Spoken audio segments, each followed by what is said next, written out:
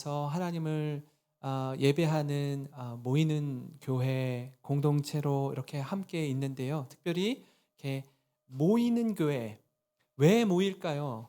왜 모여서 우리가 예배 드릴까요? 우리를 부르신 예수 그리스도께서 계시기 때문입니다. 그분이 우리를 한 자리로 모이도록 부르셔서 이 모이는 교회로서의 사명을 우리가 다하고 있습니다. 근데 모여서 뭐 하는가 너무나 중요합니다. 왜 모이는가에 대한 이 질문이 너무 중요해요. 왜냐하면 이 질문 앞에 우리가 어떻게 반응하느냐, 이 답이 있기 때문입니다. 우리가 모여서 가장 우리 삶의 우선순위를 두는 건 뭐냐면 바로 하나님 앞에 나와 전심으로 예배 드리는 것입니다. 하나님을 예배하기 위해 우리가 모입니다. 하나님은 우리를 예배자로 부르셨습니다. 이 말씀이 요한복음 4장 13절에 나와 있는데 우리 한번 같이 읽어보겠습니다. 시작. 아버지께 참되게 예배하는 자들은 영과 진리로 예배할 때가 오나니 곧 이때라. 아버지께서는 자기에게 이렇게 예배하는 자들을 찾으시니라. 아멘, 아멘. 성령과 진리로 하나님을 예배하는 자를 우리 주님이 찾으신다라고 말씀합니다. 그래서 한 자리에 모여서 하나님을 예배하는 것입니다. 그러면 이 자리에 모이는 건 너무 좋아요. 모이는 것만으로 그쳐서는 안 되고요. 모인 우리가 예배의 감격과 은혜를 누린 우리가 모여서 예배하기 위한 예배를 드리는 이유는 이제는 흩어져서 귀한 사명을 감당하는 목적으로 나아가야 합니다. 마태복음 28장 18절에서 20절 말씀을 우리는 대위임령, 대사명이라고 보통 말합니다. 예수님이 죽으시고 부활하시고 승천하시면서 주신 제자들에게 주신 마지막 미션인데요. 28장 19절을 보면 이렇습니다. 그러므로 너희는 가서 모든 민족을 제자로 삼아 아버지와 아들과 성령의 이름으로 세례를 베풀고 이렇게 말씀합니다.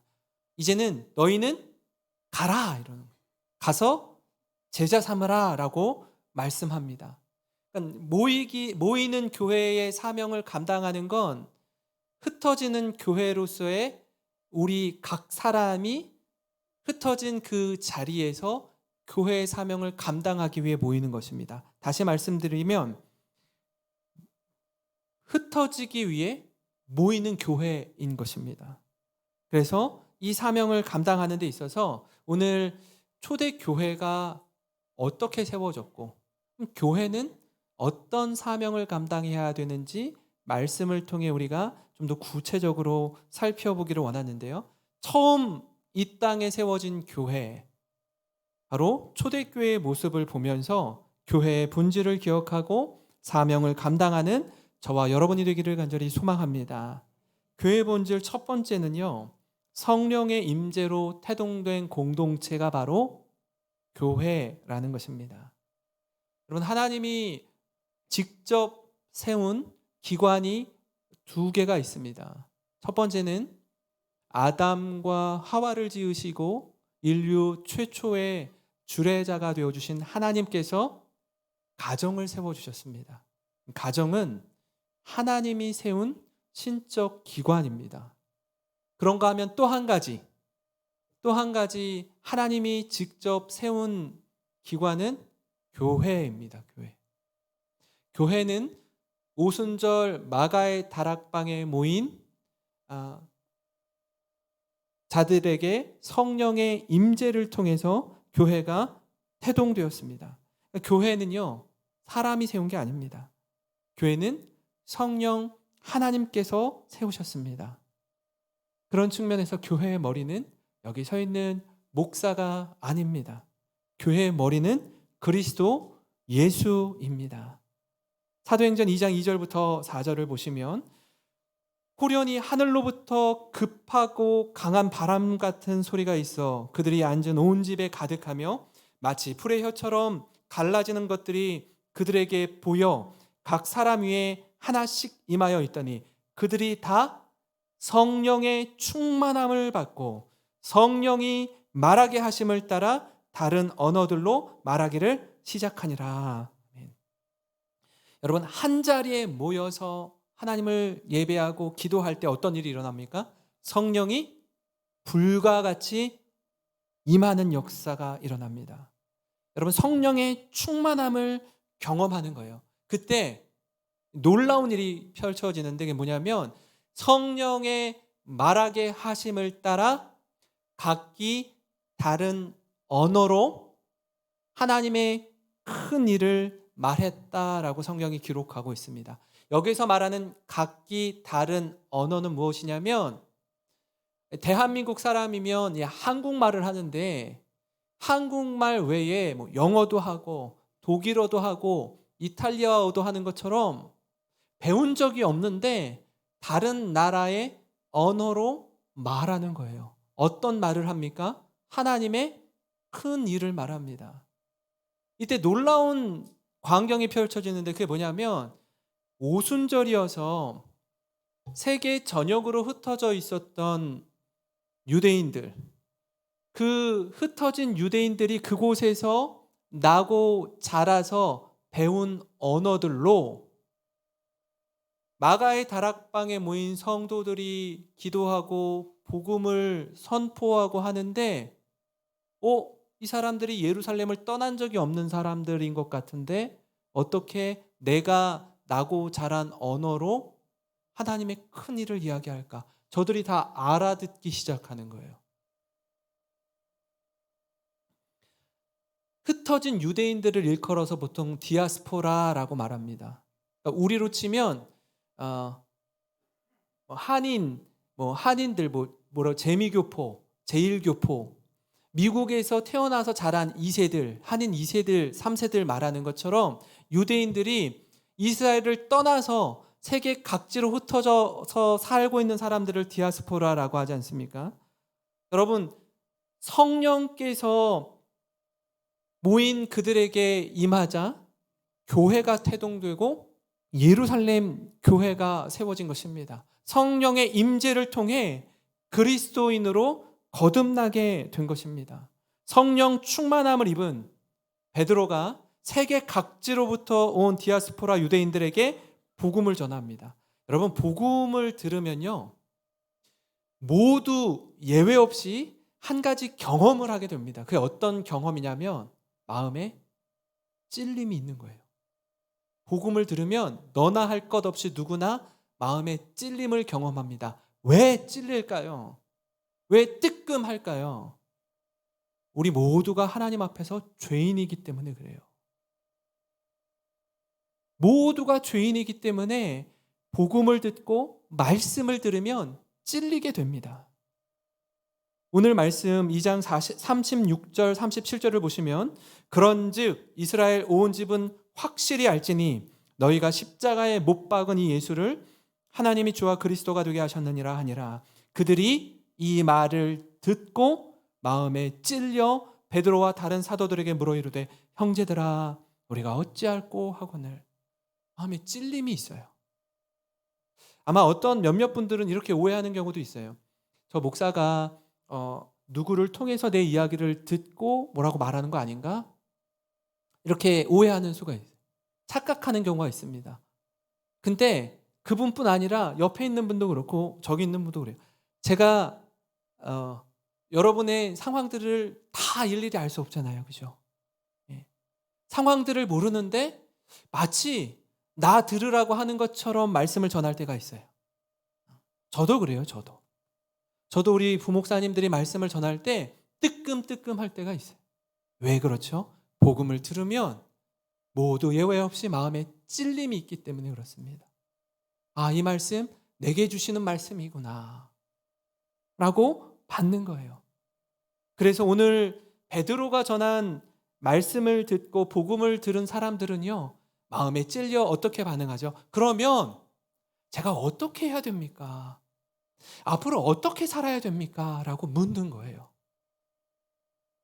그런데 여러분 모든 사람이 이렇게 반응하지 않습니다. 왜냐하면 복음을 듣고 찔림이 있을 때 어떻게 반응하느냐, 이게 너무나 중요하기 때문입니다. 같은 복음을 듣고도 전혀 다른 반응을 하는 사람도 있습니다.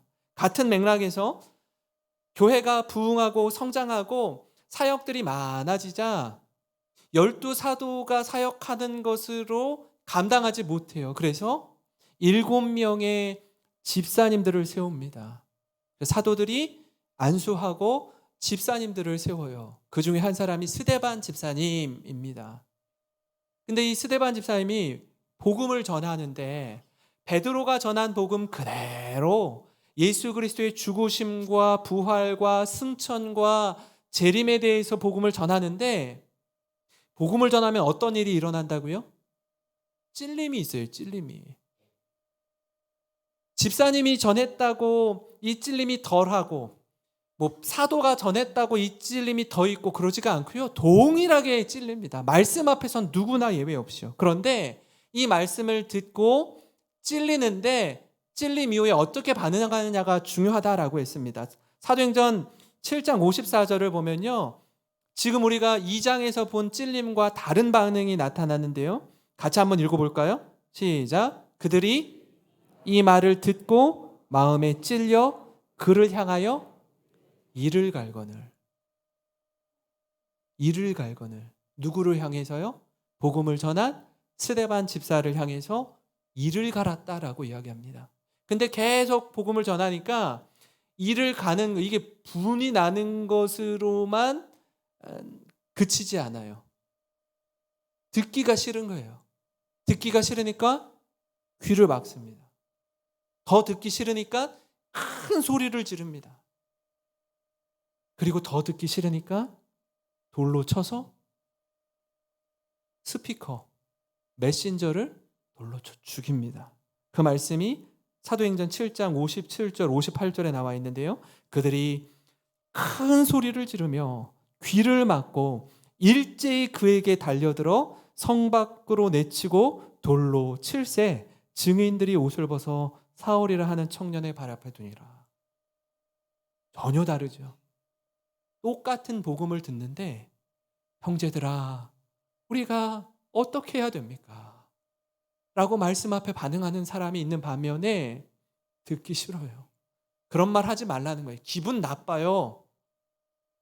귀를 막고 소리를 지르고 돌로 쳐 죽이는 겁니다.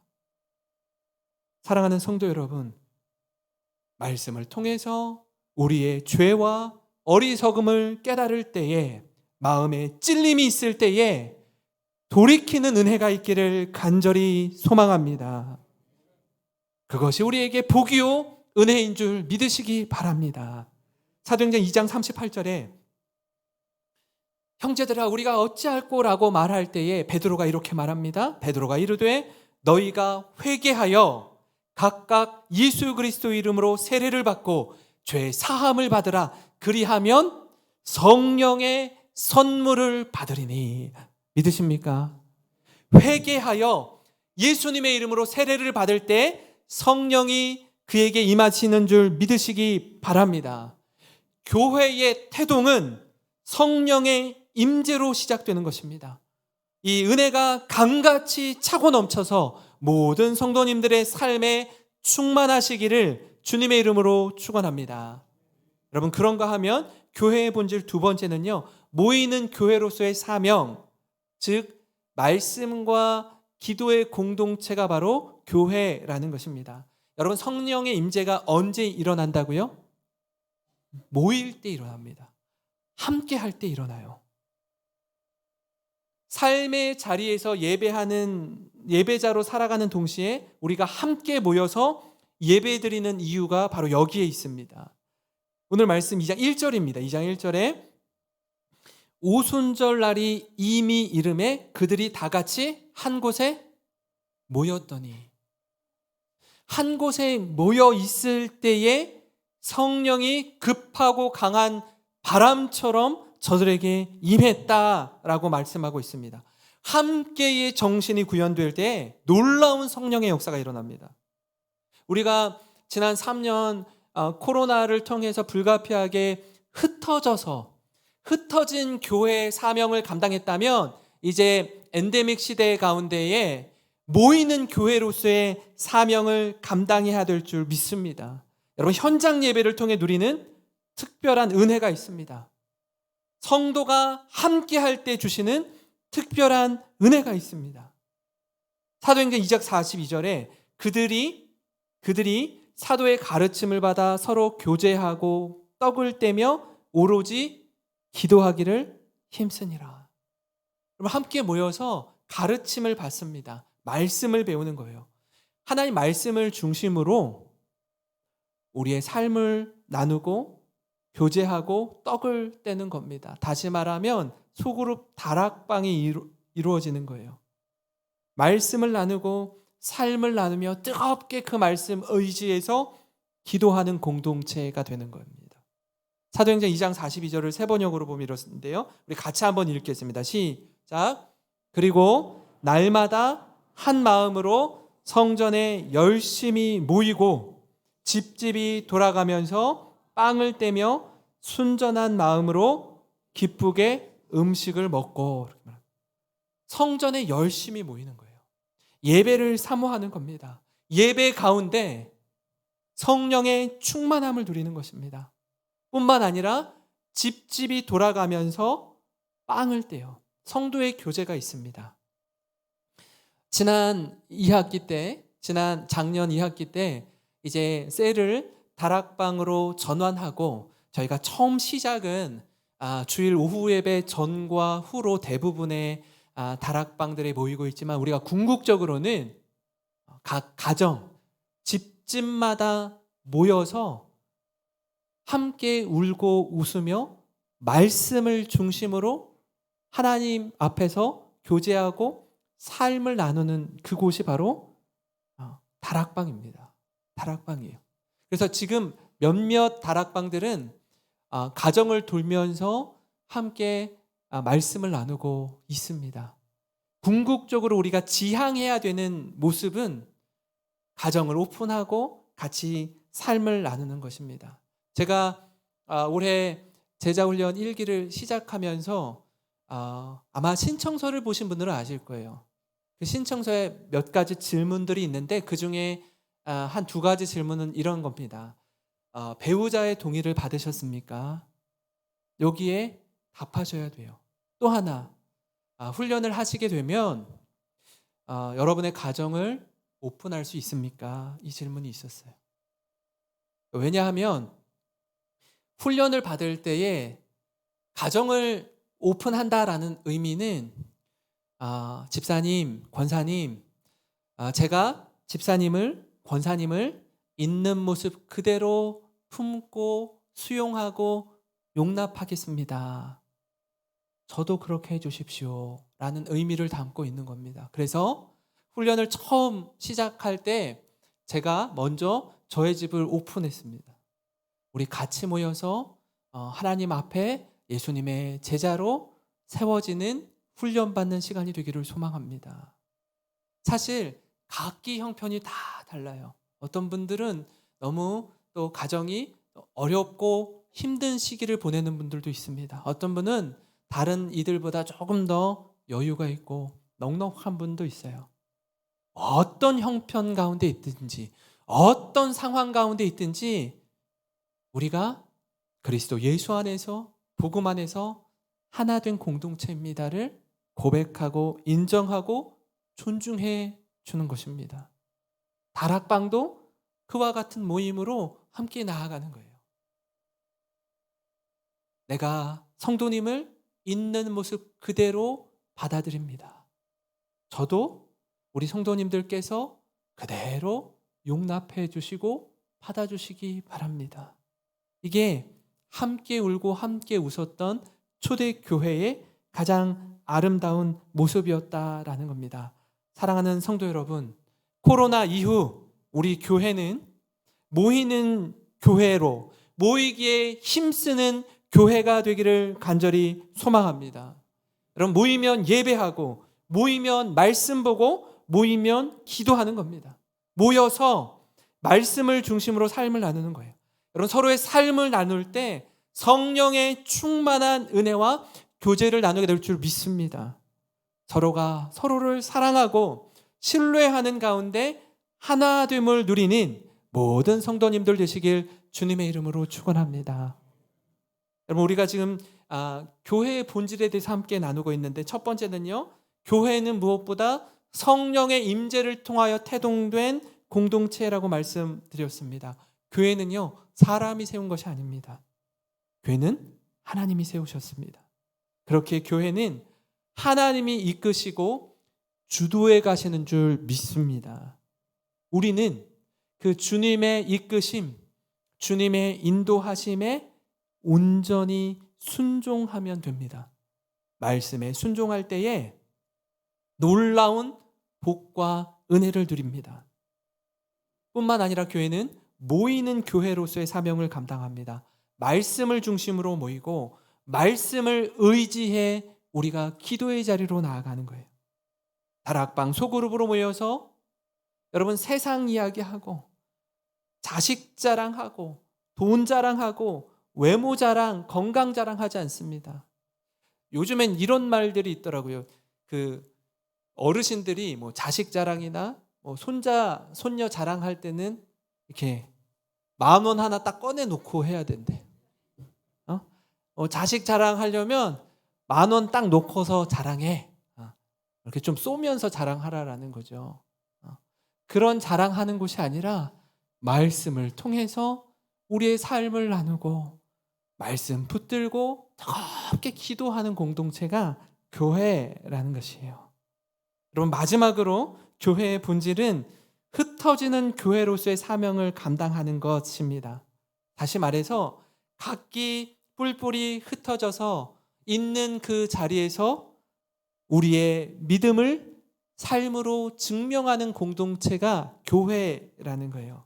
여러분, 여기서 교회의 정의가 너무나 중요한데요. 교회는 세워진 교회 건물이 아니라 성령의 임재 가운데 함께하는 여러분 한 분 한 분이 움직이는 교회라는 것입니다. 예수 믿는 우리가 모인 이곳은 예배당입니다. 이곳에 모여서 하나님을 예배하는 그리스도인이 없으면 이곳은 교회로서의 본질, 목적을 잃어버리게 됩니다. 안타깝게도 최근에 몇몇 교회들이 술집으로, 모텔로, 나이트로 팔리는 소식을 듣습니다. 좀 더 나아가서는 교회가 이단에 팔리기도 합니다. 여러분, 교회를 멋지게 지었는데 무슨 연유에선지 교회가 팔리는 겁니다. 왜요? 예수 믿는 사람이 그곳에 없기 때문입니다. 고린도전서 3장 16절 한번 같이 읽으면 좋겠습니다. 시작. 너희는 너희가 하나님의 성전인 것과 하나님의 성령이 너희 안에 계시는 것을 알지 못하느냐. 너희는 너희가 하나님의 성전이래. 성전. 우리가 하나님의 성전일 수 있는 이유는 뭐예요? 하나님의 성령이 우리 안에 계시기 때문에 우리가 하나님의 성전이라는 것입니다. 하나님의 움직이는 교회라고 말씀하고 있습니다. 성령과 함께하는 우리 역시 움직이는 교회입니다. 그런 우리에게 이렇게 도전합니다. 사도행전 2장 46절 47절에 날마다 마음을 같이하여 성전에 모이기를 힘쓰고 집에서 떡을 떼며 기쁨과 순전한 마음으로 음식을 먹고 하나님을 찬미하며 또 온 백성에게 칭송을 받으니 주께서 구원받는 사람을 날마다 더하게 하시니라. 아멘. 여러분, 모이는 교회로서의 사명뿐 아니라 이제는 흩어지는 교회 사명을 다하는 것입니다. 우리끼리 모이는 것으로 그치지 않는 거예요. 우리끼리 행복한 것으로 그치지 않습니다. 반드시 모여서 누리는 그 기쁨과 행복이 우리를 통해서 우리라는 울타리를 넘어서 흘러 넘치게 되는 것입니다. 교회라는 공동체를 넘어 이 기쁨이 세상에 전해지는 거예요. 지난주 수요일에 이 수송동 제1아파트 앞에서 전도대, 수요 전도대가 함께 했습니다. 여러분들이 그 자리에 함께 해주셨어요. 사업을 하시는 분은 문 닫고 나와서 같이 함께 복음을 전하는 일에 이렇게 헌신하는 거예요. 그래서 저희가 전도지도 주고 또 칼도 갈아드리고 이렇게 복음을 전하는데, 우리 교회 우리 집사님들 분이 그 전도지를 주는데 저분도 전도지를 또 주시네. 그 전도지를 주거니 받거니 하더라고요. 그래서 이렇게 저한테 가지고 오셨어요. 목사님, 저희가 전도지를 줬는데 저번에 또 전도지를 주네요. 보니까 신천지가 우리 전도하려고 이 전도지랑 이렇게 사탕이랑 넣어가지고 주더라고요. 이분들이요 굉장히 열심히 해요. 생활 속에 전도를 하는 분들 아니에요, 그죠? 우리 전도하고 있는데 그분들은 항상 전도지를 가지고 다니는 거예요. 그래서 전도지를 주니까 신천지 한번 좀 나와 보시라고. 여러분, 우리가 복음을 전할 때에 정말 이 기쁨이 우리 안에만 고여 있으면 역으로 전도를 받을 수가 있어요. 역으로. 말씀 앞에 이 기쁨이 차고 흘러 넘쳐서 하나님, 내가 머물고 있는 우리 직장, 내가 다니는 학교, 내가 경영하는 사업장에서 우리가 그리스도의 편지가 되고 그리스도의 향기가 되어서 우리를 보면서 예수님을 떠올리게 하는 그런 그리스도인이 되기를 간절히 소망합니다. 우리 과장님이 믿는 하나님, 우리 부장님이 믿는 예수 그리스도, 저도 그분 믿고 싶습니다. 저도 좀 교회에 데려가 주세요. 그게 바로 움직이는 교회로서의 사명을 감당하는 모습인 줄 믿습니다. 여러분, 이 모습이 우리 안에 충만하여져서 우리에게만 이렇게 고이면 안 돼요. 물은 고이면 반드시 부패하게 되어 있습니다. 47절 말씀 좀 다시 한번 읽기를 원하는, 같이 읽겠습니다. 시작. 하나님을 찬미하며 또 온 백성에게 칭송을 받으니 주께서 구원받는 사람을 날마다 더하게 하시니라. 아멘. 하나님을 찬송하는 삶이 이어져서 백성들에게 칭찬받는 삶으로 연결되는 겁니다. 어디에서요? 교회 밖에서, 세상에서, 여러분 삶의 자리에서 많은 이들에게 칭찬받는 삶으로 연결되는 것입니다. 사랑하는 성도 여러분, 우리 모두에게 주님 믿는 이 기쁨이 충만하길 기도합니다. 주님 믿는 이 은혜가 가득하기를 기도합니다. 그래서 예수 믿는 자의 기쁨이 삶의 모든 영역에서 아름답게 전해지기를 바랍니다. 저도 그렇고요. 우리 연세 드신 분들, 시간이 지나면 지날수록 우리 얼굴이요, 이 몸들이 이렇게 뻣뻣해져요. 그죠? 경직된다라고 하죠. 유연함이 떨어집니다. 어린 아이들, 갓난 아기들 보면 이렇게 다리를 쫙 잡고 쫙 찢으면 일자로 아주 유연하게 벌어져요. 그죠? 경직되지 않습니다. 나이가 들면 들수록 경직돼요. 저도 몸이 굉장히 뻣뻣한 사람이거든요. 그래서 많은 사람들이 스트레칭 하라고 하는데 이 몸이 뻣뻣해요. 강목 같아요.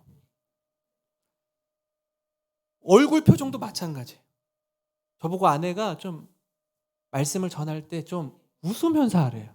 왜 이렇게 심각하냐, 왜 이렇게.